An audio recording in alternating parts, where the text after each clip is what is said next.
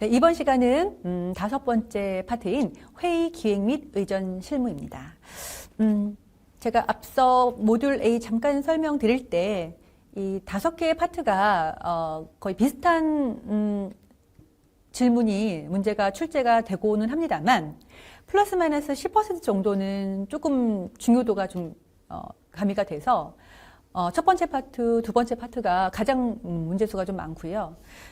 문제수가 가장 적은 파트가 이 5번째 파트입니다. 그래서 한 10문제가 안 나오고 한 8문제 정도 출제가 되고 있어요. 그런데 여러분 교재에 역시 그 첫 번째 페이지 한눈에 보기 좀 보시면 아시겠지만 별표, 3개 별표 쳐져 있는 것만 봐도 벌써 한 7, 8개가 됩니다. 사실 여기 부분만 명확하게만 학습하셔도 이 5번째 파트에 해당되는 문제는 다 만점을 받으실 수 있으실 거예요. 그래서 그 부분을 좀 집중적으로 한번 살펴보도록 하겠습니다. 역시 제가 계속 강조하고 있는 거는 그 제목에 대한 개념은 항상 나옵니다. 그래서 이 회의에 대한 역시 개념도 잘 정리해 놓으셔야 되는데 회의는 2명 이상 만나서 어떤 목적을 가지고 어떤 의제를 가지고 결론을 이뤄내는 어떤 의사소통, 커뮤니케이션의 한 유형 이렇게 보시면 이해가 쉬울 거예요. 역시 기능 중요합니다. 기능. 근데 기능은 앞서 우리 4번째 파트에서 커뮤니케이션의 기능 거의 흡사합니다. 이 회의 부분에서 기능을 이해하시기 위해서는 여러분들이 뭔가 조직 내에서 친구들끼리에서 어떤 뭔가를 결정해야 되는 사항 때문에 만나서 이야기하는 거, 요거를 조금 빗대어서 생각을 해보면은 충분히 이해가 되실 거예요. 앞서 잠깐 커뮤니케이션 기능 설명할 때도 말씀드렸듯이, 우리가 이 행사를 언제 할 건지, 어떻게 할 건지, 이런 것들이 문제 해결에 들어간다고 보시면 되고요. 준비하다 보니까 잘 모르겠어요. 누군가의 조언이 필요하다. 그래서 뭐 교수님이나 아니면 선생님이나, 아니면 기타 좀 어르신에게 이 문제를 얘기하고 결과, 이제 답을 좀 원할 때, 이런 것들은 자문의 기능, 의사소통, 또는, 지금 이러한 어떤 그 교육 훈련의 과정, 이것도 역시 회의에 속해져 있는, 기능이다라고 보시면 되겠습니다. 그래서 이 회의는 몇 가지 원칙이 있습니다. 이 부분이, 내용은 조금 어렵지만 가끔 나와요. 그래서 여기에서 조금 어려운 용어와 관련된 부분을 집중적으로 학습하시면 좋겠는데요. 예를 들면 정족수의 원칙, 제의 원칙, 뭐 예를 들면 또 일사부재의 원칙, 이런 평상시에 잘 듣지 않은, 익숙하지 않는 그런 용어들과 관련된 부분을 먼저 학습하시는 게 좋습니다. 그래서 정족수라고 하는 거는 일단은 의결하기 위해서 일정 수 이상의 인원이 참가해서 회의하고 결정해야 된다라는 부분인 거고요. 네, 그리고 일사부재의 원칙 같은 경우에는 한 번 의결한 거는 다시 회의하지 않는다. 이렇게 보시면 좋으실 것 같습니다. 그래서 이 원칙도 한번 보시고요. 그 다음 조금 별색은 아니지만 가끔 나오는 것이 회의의 종류입니다. 종류는 주체에 의한 분류는 쉽습니다. 뭐 정부기관에서 하느냐, 일반 사기업에서 하느냐에 따라서 나눠줄 수가 있는데요. 요거보다 조금 헷갈려 하시는 거는 형태에 따른 분류입니다. 용어들이 약간 좀 비슷한 용어도 있고요. 그러니까 비슷한 조금만 다른데 다른 이름으로 불려지는 그런 어떤 그 회의들이 있기 때문에 좀 헷갈려 하실 수가 있는데, 뭐 대표적으로 포럼하고 뭐 이런 심포지엄, 이게 일단은 어떤 그 주제에 대해서 서로 얘기하는 사람들이 있고 앞에 청중들이 있는 거는 똑같은데 상반된 견해를 가지고 얘기를 하고 청중들은 어느 정도 참여를 할 수 있는지, 이런 것들에 따라서 포럼과 심포지엄이 약간 달라질 수 있는 이런 부분 좀 차이가 있기 때문에 차이를 비교 분석하시면서 유형 분류를 한번 해보셨으면 좋겠고요. 뭐 이 콩그레스라는 거는 이 유럽에서 주로 사용된 용어다, 이런 것도 특별한 어떤 그 특이사항이니까 요거 위주로 한번은 이해하시면은 여기 형태에 의한 분류 역시 여러분들 좀 충분히 이해하실 수 있으리라 생각합니다. 이제 그 다음에 이제 실무로 들어갑니다. 그럼 회의를 개최하기 위해서는 우리는 뭘 준비를 해야 되느냐? 첫 번째는 어디서 할 거냐? 이렇게 중요하겠죠. 회의 개최지를 선정을 하는 데 있어서 선정의 과정 좀 시험 문제 좀 자주 좀 출제가 되고 있습니다. 일단 기본적으로 선정 과정이 이런 어떤 순서에 따라서 이루어지고 또 선정할 때 어떤 것들을 고려해야 되느냐 이런 것들이 약간 번갈아 가면서 굉장히 많이 나오고 있습니다. 이 회의가 어떤 회의냐에 따라서 여러 사람이 많이 모여야 된다라고 하면 많은 사람들이 잘 모일 수 있도록 교통이 좀 편리하거나 그리고 와서 회의를 하는 데 있어서 회의만 하는 것이 아니라 부대 시설도 뭐 이용을 해야 되는 상황이니까 어떤 시설에 대한 부분들, 뭐 날씨, 그 다음에 뭐 숙박 시설과 어떤 전시장과의 어떤 뭐 거리 등 뭐 이용 가능성, 뭐 이런 것들이 이 해외 개최지를 선정하는데 좀 생각을 해봐야 되는 사항들이라는 거죠. 그래서 일단은 첫 번째는 이 회의를 이제 운영하는 데 있어서 실무 첫 번째는 어디서 할 거냐. 회의 개최지 선정 중요하고요. 그 다음에는 회의지가 결정이 됐으면 그 안에서 이제 어느 장소, 특별한 구체적인 어떤 회의실에서 할 거냐라는 거를 선정하는 데 있어서 또 고려해야 되는 상황들이 굉장히 또 중요합니다. 몇 명이서 회의를 할 거냐에 따라서 규모가 달라지겠죠. 그리고 그 참가자들이 직급이 다양하면 어떻게 좌석을 배치를 할 것이냐 이런 것들도 굉장히 중요하고요. 이 회의지와 회의실이 너무 멀어도 안 되는 거고 교통이 불편해도 안 되는 거고 이런 것들이 일단은 회의실 선정할 때도 역시 고려해야 되는 상황입니다. 그리고 너무 다 좋은데 너무 비싸다. 그러니까 회의실을 임대하는 비용이 너무 비싸서 좀 참가자들한테 좀 부담이 너무 크다거나 이렇게 되면은 사실 선정하기가 좀 어려울 수 있기 때문에 그런 부분들도 좀 생각을 좀 해보셔야 되는 것까지가 이 회의실 선정의 고려 사항입니다. 그래서 회의지가 선택이 되고 회의지를 선택을 했고 그러면 회의실을 구성을 해야 됩니다. 회의실 뭘 구성하냐면은 예를 들어 지금 보시는 것처럼 뭐 전자칠판이라던가 책상, 의자 뭐 이런 것들을 그 회의의 목적에 따라서 그냥 강의식으로 할 건지 아니면 서로 뭐 세미나 형식의 회의가 진행이 되다 보면은 뭐 원형으로 뭐 구성을 한다거나 뭐 여러 가지 목적에 따라서 회의실의 어떤 테이블과 의자, 좌석 이런 것들의 배치가 달라질 수 있는 것이 회의실 안에서의 배치 설계라고 보시면 되겠습니다. 그 다음에 또 운영을 하실 때, 회의 운영할 때 또 고려해야 되는 것들이 등록 관리 잘 하셔야 돼요. 누가 참가할 거냐. 참가자들을 사실 미리미리 그 수요를 예측을 해야 그 예측이 돼야 회의실 규모도 정리가 되고 만약에 뭐 하루에 끝나는 회의가 아니라 뭐 3박 4일 길게 진행되는 회의 같은 경우에는 어느 정도 규모의 숙박시설이 필요한지 많은 것들이 그 수요에 따라 달라질 수가 있기 때문에 등록을 좀 미리 잘 해주셔야 돼요. 사전 등록을 많이 이제 좀 요청을 하고 사전 등록을 하시게 되면은 드릴 수 있는 어떤 그런 인센티브 같은 것들도 많이 전달을 해서 그 참가자 수요를 좀 측정을 하는 것이 좀 미리미리 알아보는 것이 성공적인 회의를 하는 데 있어서 굉장히 중요한 포인트가 될 수가 있습니다. 그리고 제가 좀 전에 말씀드린 것처럼 긴 아주 며칠 동안 진행되는 회의라고 하면 숙박시설도 일단 준비가 좀 필요합니다.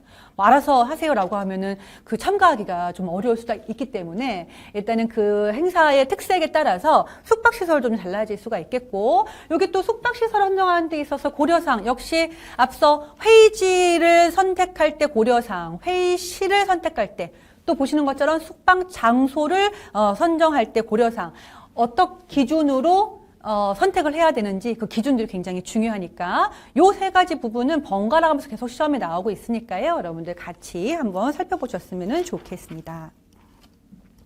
여기까지 준비가 되고 나면 이제 회의가 본격적으로 진행이 되죠. 이건 일반적인 회의 진행 절차라고 좀 보시면 되는데, 이렇게 뭐 1년에 8번의 시험이 진행되는데, 이 회의 진행 절차는 뭐 1번, 2번 정도 보통 출제가 되고 있어요. 근데 이제, 많이 혼동하시는 부분이, 이제 여기 보시면은, 이런 보고사항 및 회의록 승인, 이런 것들이 앞부분에 있는지 뒤에 있는지 이런 게 순서를 이렇게 배열하는 문제가 나오면 약간 헷갈릴 수가 있으니까 그거 한번 잘 보셨으면 좋겠습니다.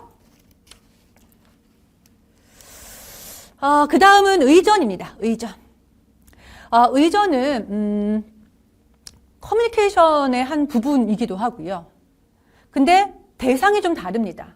이거는 어떤 커뮤니케이션 안에 어떤 뭐 예절 관련된 부분인 거냐면 조직이나 국가 간에 이루어지는 예절, 이렇게 특별하게 정리한 부분이 의전이다라고 이해하시면 됩니다. 근데 그러다 보니까 지켜야 되는 약속들이 되게 많은 거예요. 공식적인 행사다 보니까 상대방 그 조직이나 국가에서 꼭 중요하다고 생각하는 것도 지켜줘야 되고, 서로 어떤 상호성의 원칙에 의해서 서로 중요한 걸 잘 정리하는 거, 그리고 아무래도 이게 조직이나 국가 간의 이제 예절이다 보니까 좀 고위급들을 이제 응대하는 경우들이 많이 있습니다. 그래서 이 의전 실무 부분이 굉장히 중요하게 다뤄지고 있어서 어떤 것들을 기준으로 의전을 해야 되는지, 이런 5가지 의전의 요소가 굉장히 중요하고 출제 빈도도 높습니다. 뭐, 이 존중이라는 단어는 매너, 에티켓, 뭐, 커뮤니케이션에서 뭐, 가장 아주 기본이 되는 키워드니까 이건 당연한 거고요. 이제 두 번째부터 좀 보시면 앞서 제가 상호주의 원칙 간단하게 좀 말씀을 드렸는데, 이거는, 상대방이 배려한 만큼 나도 배려한다? 예를 들면, 동등한 대우를 해야 된다라고 이해하시면 돼요. 예를 들면, 상대방 국가에서, 국빈이 방문했다. 그러면은, 우리 쪽에서도 역시 국빈이 나가서 일단은 의전을 실행하는 것이 급이 맞겠지요. 이게 이제 상호주의 원칙이라고 좀 보시면 될 것 같고, 문화의 반영은 이제 뭐 종교적인 거, 지역적인 거에 따라서 각 그 나라들마다 특이한 어떤 문화들이 있습니다.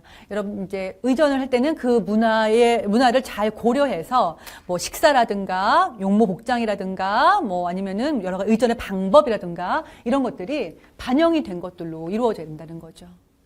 그리고 이게 이제 조직 간의, 국가 간의 예의 범절이다 보니까, 뭐, 1대1로 회의할 땐 상관없지만, 굉장히 여러 나라의 국가 원수들이 나와서 만약에 회의를 하는 경우다라고 하면은 서열도 굉장히 중요하고요.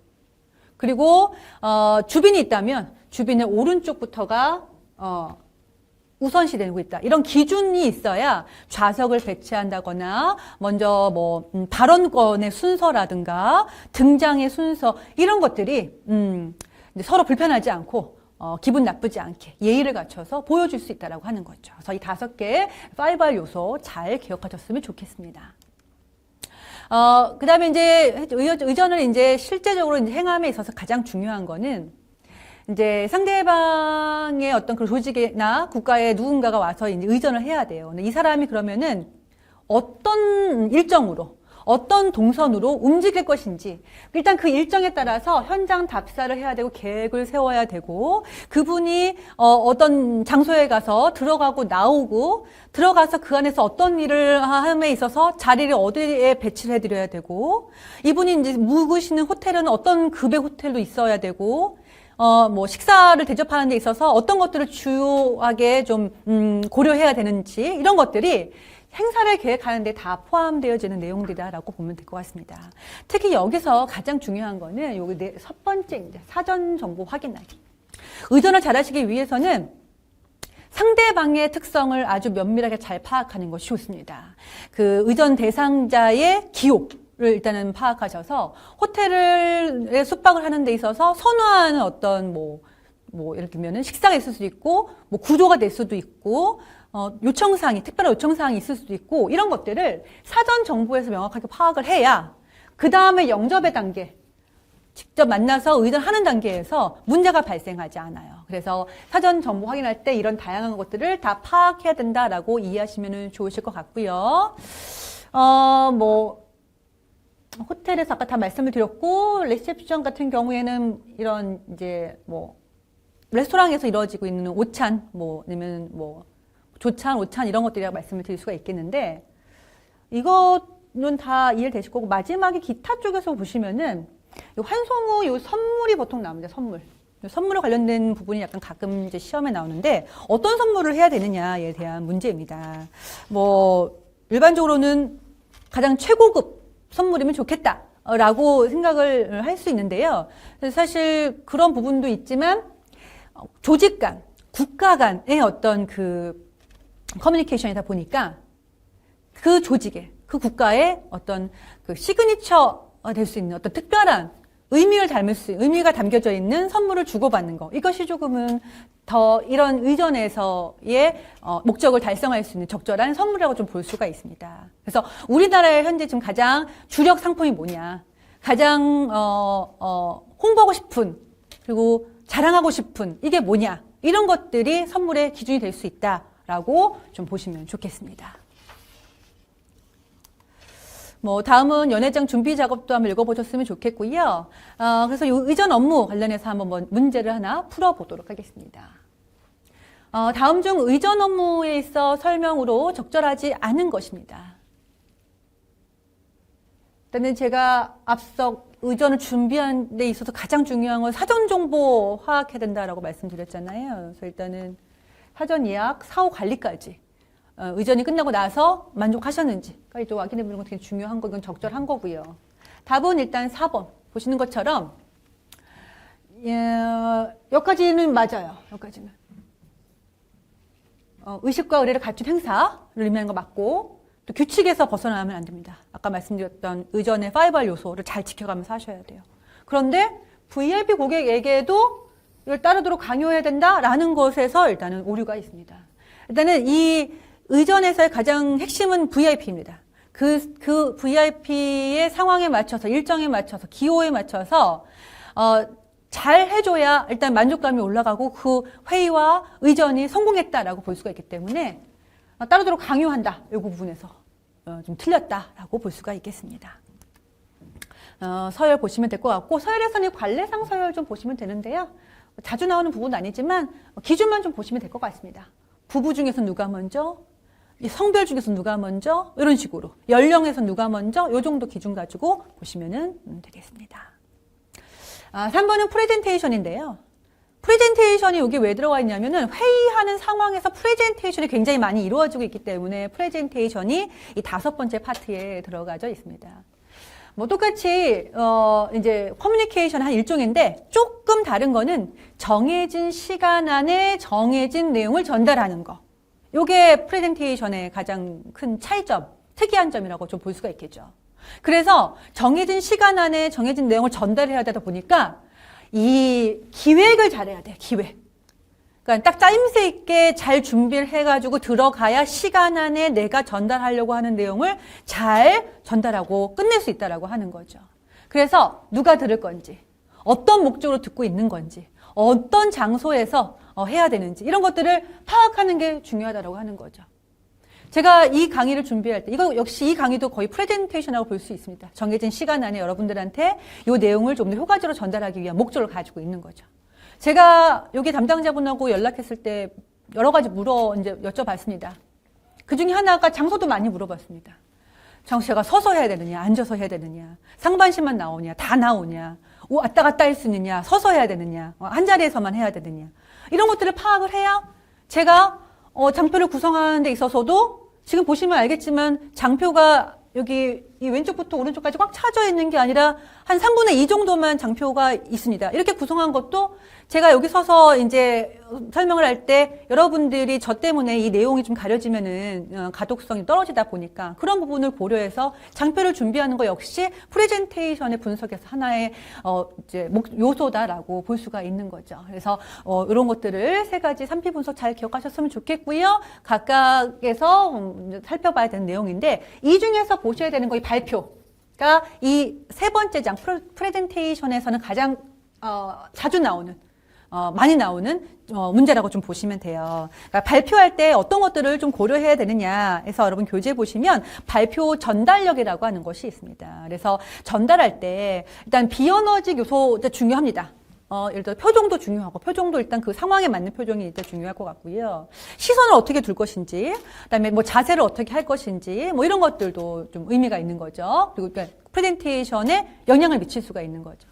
그리고 중요한 거 음성 전달 역량. 이거 부분은 앞서 우리 2번째 파트에서 이미지 메이킹에서 목소리의 중요성 하고 연관된다고 좀 보시면 될 것 같아요. 효과적인 전달을 위해서 그러니까 시간 안에 완벽한 내용을 전달하기 위해서는 이런 것들이 다 고려가 되어야 한다는 거죠. 그래서 프레젠테이션을 잘 하기 위해서는 중요한 거는 여러분 교재 보시면 나와져 있지만 여러 번 연습을 좀 하셔야 돼요. 리허설을 좀 많이 하셔야 이 프레젠테이션을 성공적으로 마칠 수 있다, 할 수 있다, 수행할 수 있다 보시면 됩니다. 다음은 4번째 마이스의 이해입니다. 이 5번째 파트 중에서 가장 출제 빈도가 높은 장이라고 좀 보시면 될 것 같아요. 그래서 기본적으로 마이스에 대한 개념 당연히 나오고요. 특징 나오고, 그리고 지금 마이스라고 하는 거는 지금 보시는 것처럼 이 기업 회의 미팅, 인센티브 투어, 그다음에 컨벤션하고 전시 이벤트까지 이 네 가지 어떤 그 회의의 키워드를 약자를 이제 붙인 건데, 그럼 이것들 각자 뭐냐? 이게 뭘 의미하는 거냐? 그리고 이런 것들이 잘 수행되기 위해서는 어떤 것들을 고려해야 되느냐? 이런 것들이 일단 이 네 번째 마이스의 이해에서 나오는 문제들이다라고 보시면 돼요. 그래서 뭐 교재 보시면 아시겠지만 이 개념, 이 마이스의 정의 이해 부분 별표 3개 되어져 있고, 제가 이렇게 표시, 중요하다라고 문장에 표시해 놓은 것도 되게 많아요. 그러니까 사실 이 문장 하나하나가 그동안에 계속 다 보기에 나왔던 내용들입니다. 그래서 뭐 보시면 되지만 헷갈려하는 게 이런 부분들. 이 마이스라는 거는 동남아시아권에서 많이 사용하는 거고 다른 나라에서는 다른 용어로 사용한다라는 것들 또 중점적으로 보셨으면 좋겠고, 그 다음에 마이스의 산업의 특징 아주 중요합니다. 마이스 산업은 규모가 좀 큽니다. 앞서 그 미팅이 일반적인 회의지만 앞서 우리가 처음에 1장에 설명한 그 정도 2명 정도 하는 회의 이런 게 아니라 10명 정도 하는 이런 회의가 아니라 조금 더 크고 국제적인 이런 회의를 의미를 하고 있기 때문에 그런 그 국제적인 회의를 할 수 있는 시설들이 들어서기 위해서 또 교통시설이 좋아지기 위해서는 행정부의 그러니까 국가 차원의 지원이 굉장히 필요하다라고 하는 거죠. 그래서 공공성이라는 특징을 가지고 있고 지역성, 그리고 여러분 교재에 보시면 경제성, 관광 연계성 이러한 특성들을 가지고 있습니다. 관광 연계성이라고 하는 거는 회의하러 왔다고 해서 회의만 하고 바로 가진 않아요. 회의 와서 일단 교통비도 써야 되고 숙박비도 들어가야 되고 하면서 식사도 해야 되고 저녁에 회의 끝나고 나서 저녁에 조금 여유 시간이 있으면은 주변을 좀 이렇게 다니면서 투어를 할 수 있는 거고, 그게 다 이제 관광과 연계되어져 있기 때문에, 좀 시너지 효과가 있는 그런 산업이다라고 이 특징을 이해해 주시면 좋겠습니다. 그래서 그런 것들이 특성과 연결된 중요성과 같이 묶여서 한 문제로 나오고 있으니까 연관해서 읽어보셨으면 좋겠고요. 요거는 아까 말씀드린 것처럼 마이스 산업은 이 네 가지의 회의로 구성이 되어져 있다라고 보시면 되는데, 여기서 문제는 주로 미팅이나 다른 것보다는 이 인센티브 투어에 대한 질문이 많이 나오고 있습니다. 왜 그러냐면은 미팅은 앞서 말씀드린 기업과 그냥 일반적인 회의와 내용이 거의 흡사하기 때문에 여기서 중점적으로 다뤄지지 않고요. 국제회의도 마찬가지로 얘보다 좀 더 큰 규모의 회의다 보니까 일반적인 회의의 특성과 일맥상통을 가지고 있어서 문제가 많이 나오진 않고, 개념을 물어본다라고 하면 인센티브 투어가 아주 많이 나오고 있습니다. 그래서 인센티브 투어는 여러분들 알다시피 회사의 기업에서 어떤 일정 기간 동안 역량이 뛰어났다, 성과가 좋았다 하는 직원들을 대상으로 진행하는 포상 관광입니다. 당연히 이 포상 관광의 비용은 조직이 내겠죠. 그래서 조직이 내다 보니까 여기에 참가한 참가자들은 일반적으로 내가 개인적으로 돈을 다 지불해서 관광을 하는 사람들에 비해서는 씀씀이가 클 수밖에 없어요. 왜 그러냐면 기본적인 어떤 교통비, 숙박비 이런 것들을 식비 이런 거는 기업에서 조직에서 좀 지불을 제공을 해주고 있기 때문에 나머지 조금 더 쓸 돈의 여유가 좀 있다라고 하는 거죠. 그러다 보면은 주변 그 관광 어떤 그런 산업에 더 많은 효과를 줄 수 있는 그런 대상들이다라고 보시면 될 것 같아요. 하지만 이게 기업에서 주관하는 관광이라고 해서 교육만 있어도 안 돼요. 그렇다고 휴양만 있어도 안 돼요. 이게 다 같이 있어야 합니다. 그래야지 효과가 좋습니다. 그리고 이제 어떤 포상관광의 어떤 중요성 같은 거 볼 때 어떤 질문의 보기가 이런 게 나올 때가 있어요. 포상관광은 상여금, 보너스죠. 보너스를 지급하는 것보다 그 효과가 떨어진다. 이 문장에 대해서 어떻게 생각하시나요? 그러니까 단순하게는 나는 돈을 지금 받으면 더 좋을 것 같은데 나 관광 보내주는 거 말고 할 수 있겠지만, 이런 관광을 보내줌으로써 그 직원들은 그 경험을 굉장히 오랫동안 간직하고 있기 때문에 그 간직한 기억으로 조금 더 만족감을 느낄 수 있고 조직에 대한 어떤 몰입도 로열티 이런 것들이 점점 상승할 수 있기 때문에 단순하게 상여금을 지불하는 것보다는 포상관광의 의미가 더 크다라고 볼 수가 있겠습니다. 세 번째는 컨벤션입니다. 기본적인 개념, 목적, 기능, 앞서 말씀드린 회의와 거의 비슷합니다. 효과도 일반적인 마이스 산업의 특징과 아주 비슷합니다. 뭐 경제적 효과, 그 다음에 관광 산업에 미치는 영향 이런 것들이 좀 비슷하죠. 여기에서 좀 아셔야 되는 거는 컨벤션 뷰로가 뭐냐 라는 거 좀 알고 있었으면 좋겠고요. 여러분 교재에 보면은 컨벤션 뷰로 말고 또 PCO라고 하는 게 하나 나옵니다. 이제 컨벤션 뷰로라고 하는 거는 예를 들어 서울시에서 어떤 국제적인 행사를 이제 치르고 싶다. 그런데 이제 그런 국제적 행사에 참여하는 어떤 기업들이 있는데 이런 기업들은 이런 그 컨벤션을 운영해 본 경험이 많이 없어서 조금 어떻게 진행해야 될지 모를 때가 있어요. 뭐 대기업들이야 컨벤션이나 이런 것들을 많이 유치해 봤을 테니까 잘 알겠지만 중소기업들 같은 경우에는 경험이 좀 부족하다 보니까 운영을 잘 못할 때가 있어요. 이런 경우에 뭐 서울시나 각 지방의 그런 자치단체들 같은 경우에 우리가 이 컨벤션을 운영하는 걸 도와줄게. 너희는 참가해서 진행해. 이런 식으로 이제 업무 협약을 맺는 경우들이 있죠. 이런 거는 지자체 입장에서는 우리 시도로 사람들을 많이 유입시킬 수 있기 때문에 긍정 효과가 있어서 이런 이 컨벤션을 운영하는 데 여러 가지 이런 기능들을 무상으로 제공해주게 됩니다. 보시는 것처럼 이런 개체 마케팅이라든가 개최를 할 때 제공하는 서비스를 알아서 제공해 준다거나 시설 같은 걸 관리한다거나 이런 것들을 그런 그 지자체의 어떤 그 시설에서 무상으로 이런 어떤 기능들을 제공해 주는 경우들이 있어요. 이런 거를 이런 그 자치단체에서 이제 들어가 있는 어떤 그런 기관에서 하는 것이 아니라 아예 이제 사업으로 진행을 하는 회사들이 있습니다. 그런 회사들을 PCO라고 합니다. 지금 보여드리는 이 컨벤션 뷰로의 기능과 똑같이 활동을 하는데 다만 다른 거는 이건 무료고 PCO는 유료다라고 보시면 되겠습니다. 마지막으로 전시 이벤트입니다. 전시 이벤트 아마 여러분도 한두 번은 가보셨을 거예요. 예를 들어서 학생들 같은 경우에는 대학 입시 박람회, 대학생들 같은 경우에는 무슨 유학 박람회도 될 수 있겠고요. 결혼을 앞두신 분들은 웨딩 박람회, 육아 박람회, 이런 것들. 이런 게 다 박람회들이죠. 가보셨던 분들은 기억하시겠지만 여러 업체들이 나와가지고 상품들을 막 소개를 하죠. 그런 것들이 어디에 속하느냐, 어떤 스타일이냐라고 좀 보시면 됩니다. 일단은 보시면은 좀 전에 말씀드린 것처럼 이런 일반 소비자들이 주류고 관람객으로 초대돼서 일반 소비자들이 와가지고 상품 설명을 듣고 구매까지 하는 이런 부분들은 일반 전시라고 좀 볼 수가 있겠고요. 기업들끼리 전시회의 목적에 맞는 어떤 그런 산업에 있는 기업들만 와서 하는 거는 무역 전시회.